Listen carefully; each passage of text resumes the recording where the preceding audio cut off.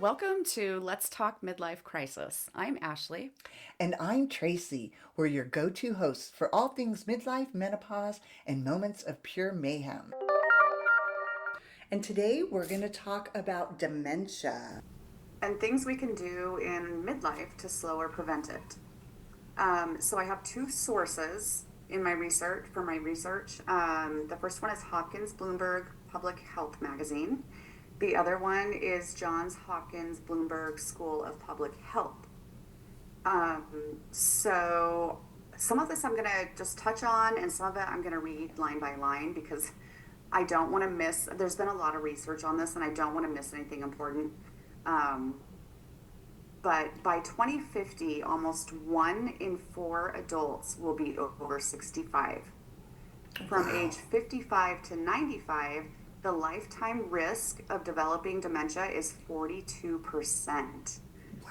That's amounting to about 1 million cases annually by 2060, which is almost double the current cases reported. Well, the cases reported in 2020 that was 514,000. So today it actually affects 6 million Americans. So this is like a really serious disease that, there's no cure Yeah, it's for it. They haven't crazy. found a cure for this yet. Yeah. Those numbers are Um, crazy. it's terrible. I know. They're staggering. And many researchers are instead focusing on like identifying preventative measures or early warning signs. So I know now, like even in your midlife, you could get some like testing done to determine whether or not you have early signs of it, or if eventually you will have it. Um, a lot of researchers they did a study. They analyzed data between 1987 and 2020, and I'm gonna just use the abbreviation for, or the, I guess, short abbreviation for this study because the words I can't really say. But it's an ARIC study. And again, you can find this in our resources.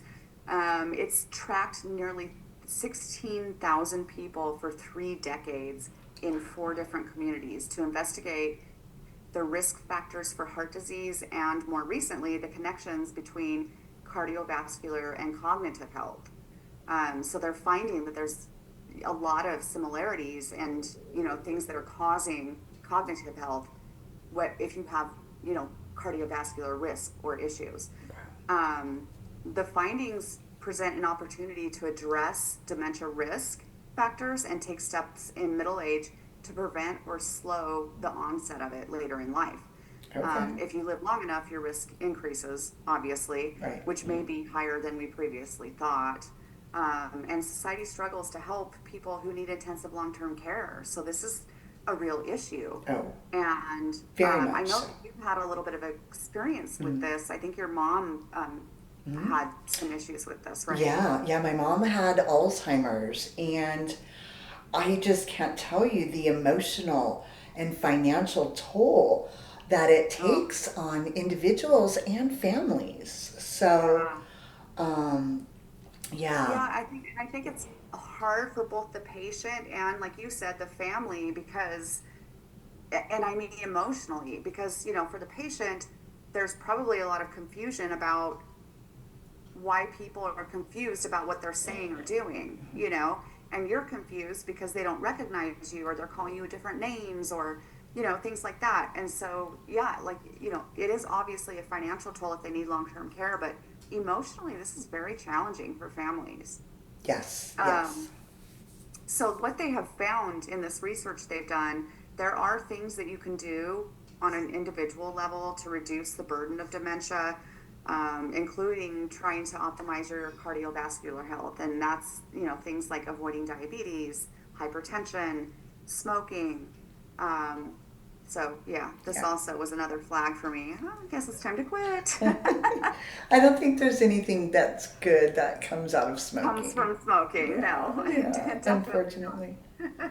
But the more I do this research, I'm like, oh, I'm really getting nervous. Okay. Yeah. Anyway, focusing on a healthy lifestyle, improving heart health, it will have important benefits to your brain health and preventing dementia or slowing it down. Yeah. Um, And so prevention obviously, those things, matters, right? Prevention yeah, matters. absolutely. Yeah, and we've talked a lot about the importance of a healthy lifestyle, whether you're eating healthy, being active, and mostly we've talked about the importance of that for your mental health, physical too, but it's really important for your brain health. Um, we start seeing different regions of the brain show signs of damage earlier on. When you have diabetes, there's evidence that your brain starts undergoing neurodegeneration at a much faster rate than if you don't have this condition. Um, so obviously, there's people that are born with diabetes. Take care of yourself, manage it the best you can. But a lot of people don't develop it until later in life, and there are things you can start doing in your 30s and 40s and 50s to prevent getting that, which is going to be very, very imperative to your cognitive health. Right. And part of that is maintaining a healthy weight, which is essential to preventing type 2 diabetes, being active, eating a healthy diet with lots of fruits and vegetables, not smoking, or quitting smoking if you're a current smoker. Um, Obviously, that's going to affect your cardiovascular health. A lot of people are worried about genetic risk. One important genetic risk factor is having, this is really hard for me to say, it's an APOE4 allele. I think it's a test Okay. for the gene. So if you carry the gene, and you have high risk of being that, you can be tested for that. But they've shown that a diagnosis of diabetes in midlife has a similar effect as having one of those, whatever that is. Yeah. So Yeah. it's just the same as if you have a genetic risk. And I can definitely attest to the genetics of it because, as we just talked about, my mom had it, her mom had it, her brother had it, and I actually was adopted at birth. Right. So I feel fortunate that I didn't pick up that genetic gene, but mentally, it's still in the back of my mind, though. It's funny how that works, but definitely Yeah. it is in genetics. It has been proven. Right. Yeah.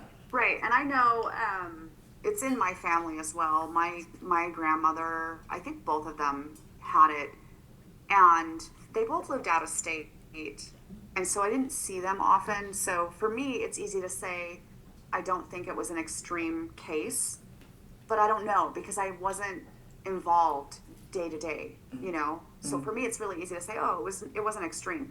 I haven't heard all the details of that from the people that were, caring for them.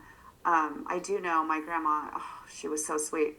She would call me to try to reach my mom who lived in another different state, and she would say, "Hi, Ashley, is your mom home?" And she never called me Ashley growing up, ever. She always called me Princess. So as soon as she started calling me Ashley, I was like crushed. I was like, I thought she honestly didn't even know my real name. Right. Right. Because she called me Princess. And so I would just say, my mom's in the shower. I'll have her call you when she gets out. And then I would call my mom in Utah and say, Grandma's trying to reach you. And so she would call her. And so I saw signs like that. But obviously, like I said, I wasn't involved day to day. So I didn't have to endure a lot of the emotional and trials and things like that, and physical, Yeah, 100%. So when my grandmother had it, I was younger, and even though we both lived in the same state, I didn't, I wasn't in as much communication with her towards the end. I remember being very upset with my mom and my uncle, who my uncle was living in her house, but they put her in a home, and I didn't understand it at the time about the care she would need at that stage that she was in. And I just remember being upset about it and honestly quite resentful over it. Then my uncle had it. I was somewhat, again, he lived in the same state. So I did see him, not as regular, of course, as I should have, but he also was put into a memory care facility towards the end. But then with my mom, whole different story. She ended up moving to California, and so she lived in another state, was married, and she went undiagnosed. Oh, So she, when it was unfortunate that it was the time where I had to bring her to Arizona, was because my dad had surgery and she couldn't be left there alone. I had young children. I couldn't stay there for that extended period of time. So I ended up having to bring her to Arizona, and that's where she ended up staying. I ended up having to put her into a private home with caregivers to take care of her because I was a single mom with young children. And right. honestly, I don't know how I made it through, but with her, it was, I saw everything and I didn't realize the horror of the degenerative disease. And again, hers was Alzheimer's. I think there's a lot of parallels between dementia I and do too. Alzheimer's. I think there's a lot of similarities. Yeah. But at the end, just like her body was, her organs, things just started giving out. So it was horrific. And I'm the baby, right? So this had fallen on my shoulders, and and I wouldn't wish that on anyone, to be quite honest. So Oh, yeah, yeah, wow. yeah. That's terrible. Mm-hmm.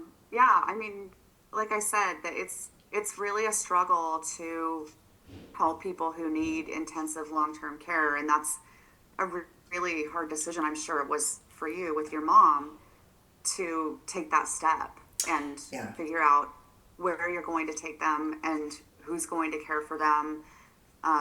I'm sure that in itself is a daunting task, Yeah, and especially because you want to because make sure you pick the right facility. yeah. Well, and she was from out of state, so her Right. insurance, I had to transfer her insurance over. Oh, yeah. I was actually, I honestly don't even remember who suggested it at the time, but they told me to take her to an emergency room because she hadn't been diagnosed either. Oh, So I right. took her to an emergency room when they gave me this laundry list of care facilities that would help. And I found an angel. Her name was Daniela. And by the grace of God, she helped me and took her in and was able to Oh, then get her to the doctor and then get her on medication. At this point, it was perhaps too late to really slow it down that much, but she was able to take care of her, get her on medication, get her to the doctor, and it was close by. So, oh, but yeah, good. I don't think a Yeah. lot of people knew. I don't honestly remember who said, "Hey, take her to the emergency room." But if you're in a situation and you don't know what to do, Hmm. take them to the emergency room. I've heard that a lot of times for different situations, because it's kind of like a great way to get like your referral as far as insurance goes. And whether it's a diagnosis or a referral or whatever it is. Or all the above. Even people, yeah, for a lot of different things, even people with like addiction issues, they say go to the emergency room first because that's going to make it easier to get into a facility if that's what you're looking to do to get help. Right. Yes. Yes. Um, Correct. so yeah, if you can't think of anything else, go to the emergency Yeah. room. Yeah. And um, there's a lot of different things. She became at times combative, but only if oh she yeah. was, became disoriented, if you will, right? I Mhm. remember one time we were at the grocery store and she was hanging on to the shopping cart, and at that time, they were bagging the groceries, so they pulled the shopping cart back, but they switched out the carts. And she became combative at that time just because of that, Mhm. The confusion. of the Yeah, confusion. So, I've heard that. I've yeah, heard they can get combative. yeah, Oh, yeah, so one of the interesting things I also found was that maintaining hearing is also important for maintaining function. I can't say that word. A study demonstrated that a hearing aid intervention in older adults at high risk for dementia was associated with less cognitive decline over 3 years than those without hearing aids. yeah. That is so interesting to Yeah. me. And you know I what I learned a while ago? I did a little job hopper, and I worked in uh house for a hearing aid company, as you might recall. Uh-huh. But I didn't even realize it at the time until they told me. But when you age and you lose your hearing, you also, like you were mentioning about cognitive, Hmm. you also, you lose your speech because of that as well. Right. So Right. I never And I even, would And I would think connected those too, like dots. even like comprehension skills, Mm-hmm, you know. mm-hmm, My son had some ear issues growing up and wasn't speaking by the time he was 3 the way I thought he should be. mm-hmm. And so I took him in, and sure enough, he couldn't hear the dial tone on a telephone, which is why he was speaking. He was speaking the way he was because he was reading lips, not because Yeah, he could hear. yeah. And he had some issues once he got into school with comprehension because of that loss of hearing. Mm-hmm. And I would think that the same could be even when you're older, that you kind of lose those skills. But it's turn. I mean, these studies are showing that it also is imperative to your cognitive health. Yeah. And I think there are. I mean, I can vouch. You know, personally, my stepdad for the longest time refused to get a hearing aid, which also can be very trying on the family because you get frustrated Yeah. saying stuff to them over and over again and they can't hear you and then you're screaming it and it's just frustrating, you know? Yeah. And for the longest time he refused to do it. It was Mm-hmm. just I think a lot of it is vanity, Yeah. you know, and which is fair, Yeah. They're but kind of small nowadays, but yeah, they not as are. And once he noticeable. discovered that, yeah, once he discovered how little they were and he could literally manage it from his um and yeah, so he finally decided to do it, and it's been a game changer for Yeah. both him and my mom, you know, their relationship. So, Yeah. but I think that's very common. I think it's common for Mm-hmm. people to avoid doing that as long as they can. Yeah. And then my dad, Um, once he got the hearing aids, half the time he wouldn't wear them. And it was like, oh my oh gosh. yeah, yeah, Plus yeah. they're very expensive. They So, are, you they know, are. But they're worth yes, they it. are. They are. Untangling relationships among sleep, Mm. physical activity, and brain health may suggest ways to reduce dementia risk as well. Um, so, again, these are things that we've talked about: sleep, physical activity. Diet. This is kind of a fact that they threw in as far as Alzheimer's, which your mom had. Mm. An estimated 1 in 9 people over the age of 65 have Alzheimer's. One Wow. in nine. That's crazy. You put 10 people in a room and someone has Alzheimer's. Yeah. That's crazy. It That's has to mind be blowing. something that we're ingesting or, exposed I, to. I think a lot of it really is lifestyle Mm. because, you know, you hit midlife, and I think that a lot of people, I think it's changing. I think it's changing now, but I think a lot of people don't work out like they used to. They're not as physical, and you don't have to work out like you used to. You just still need to be active, Yeah. do something active. Yeah. Um, But especially as you get and older, right?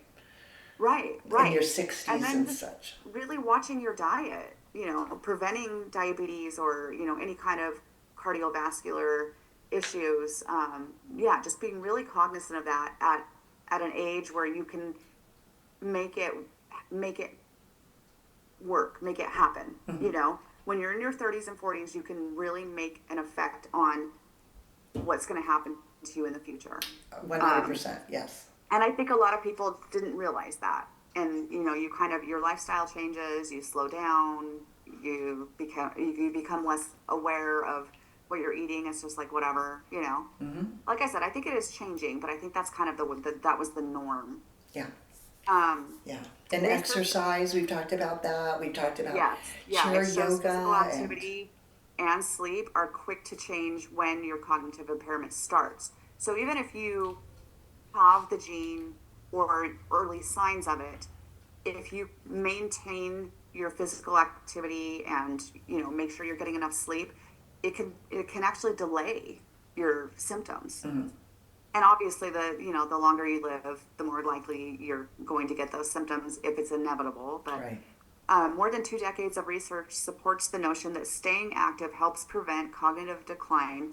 One analysis found that higher levels of physical activity may decrease dementia by as much as 18%. Wow. That's significant. Yeah. That makes me want to get It's out there and significant. take a walk, even just a Yeah. 30-minute walk.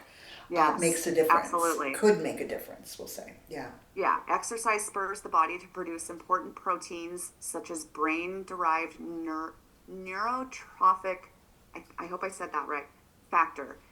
It helps the brain cells stay healthy and form new connections. Mm. Exercise also causes the heart to pump harder and pump more blood throughout the body. So, again, brain and heart health. Yep. In studies analyzing the energy needed for older adults to walk, this is interesting. A useful measure of physical fitness. Um, there are these doctors, I'm going to slaughter their names, Shrak and Wani Gatunga.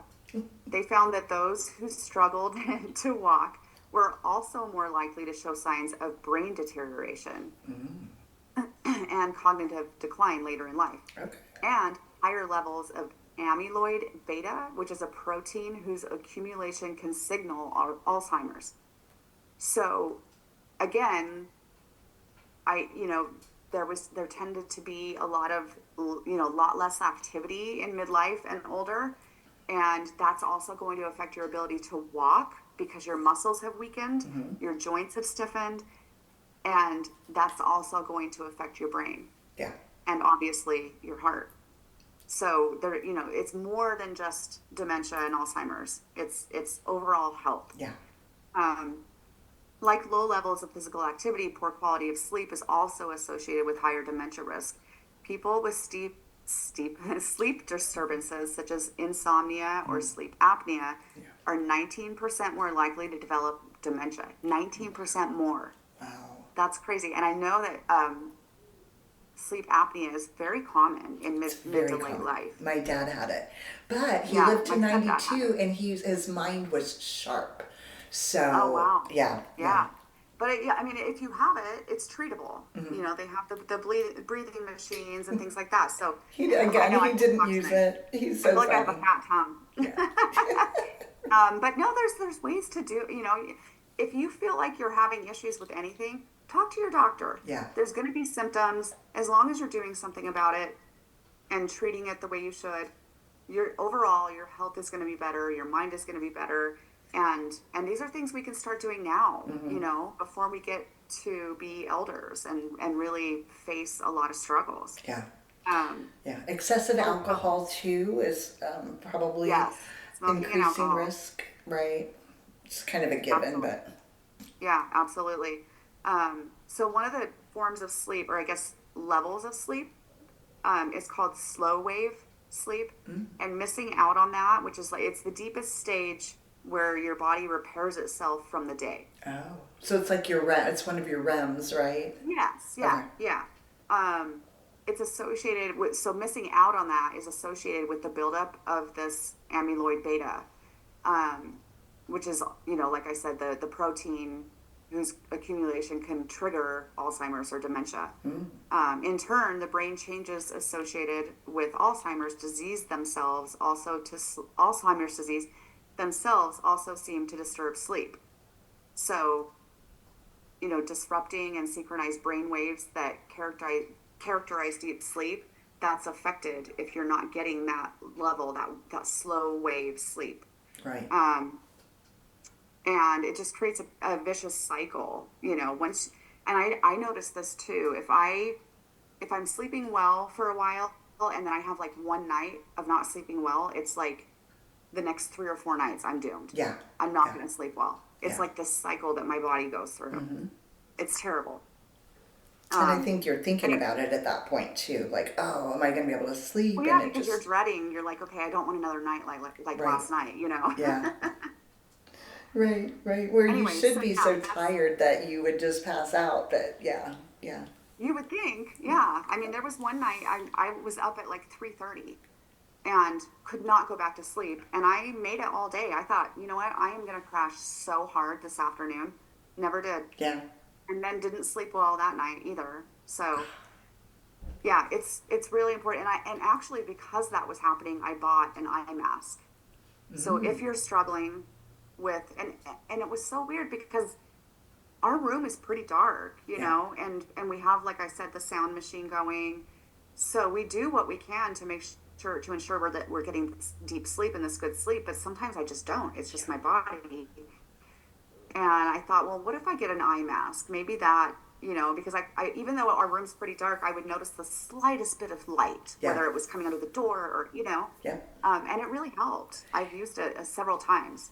I've been putting a pillow, because I'm a side sleeper, but I've been Mm. putting a pillow over my head in the morning because, like, I'll hear Tatum up, Oh, right. getting Yeah. ready for work, and then she's in the kitchen, but by putting that pillow over my head, it's perhaps the light Round out as the well, sound. but for the sound, yes. Yeah. Yeah, yeah, Yeah. And they do have, there's a lot of things you can do as far as like sound too. They have some really nice earplugs now. I know a lot of them can be really uncomfortable, but they have special ones out there now that I think for the most part you can get in any drugstore, and they're very soft and they're very flexible, so they really kind of form to your ear. And those help too. If sounds, again, a lot of people live in households where the kids are up later, or maybe yeah, your partner has a different shift, or anything like that. yeah. But Very good it's point. really important to get that good sleep. So anything you have to do to ensure that you're getting it is going to help your overall health, and not just currently, but in down the road. Right. And that was just one, that was kind of the big takeaway I took from doing this research is, Okay. we all have heard, if you smoke, you're going to have issues when you get older. If we hear all that stuff. But I never really thought about that, like the dementia and the Alzheimer's. Yeah. Obviously, I knew cardiovascular health, Right. uh, The obvious things, right? And cancer, right. but not the strong And you link don't to. realize how much the importance of your diet and your activity and your sleep are going to affect you down the road too. Yeah. So, And I think it's funny because it seems like no matter what we talk about, it kind of all boils back down to that, right? The it root, does. right? At the end Yeah. of the day. We've talked about, yeah, how it helps with, menopause symptoms, Everything, right? everything. Yeah, Yeah, yeah. Yeah, literally. yeah. So taking care of your health and making sure you control your high blood pressure, Yes. diabetes, cholesterol, those types of things, any kind of hearing losses, is crucial as well. On top of exercise, diet, Mm-hmm. mind, we've talked about doing mental stimulation, right? With Yeah, different like the games. games. Yeah, yeah. Yeah, and Yeah, social games like word engagement. searches. Yeah, those are all very, very good things to do from now, even until you're older. And I used to always joke how my grandma was constantly doing word searches and things like that. Yeah. But it's like, you know what? Good for her. It's great that she did, because she did end up with dementia.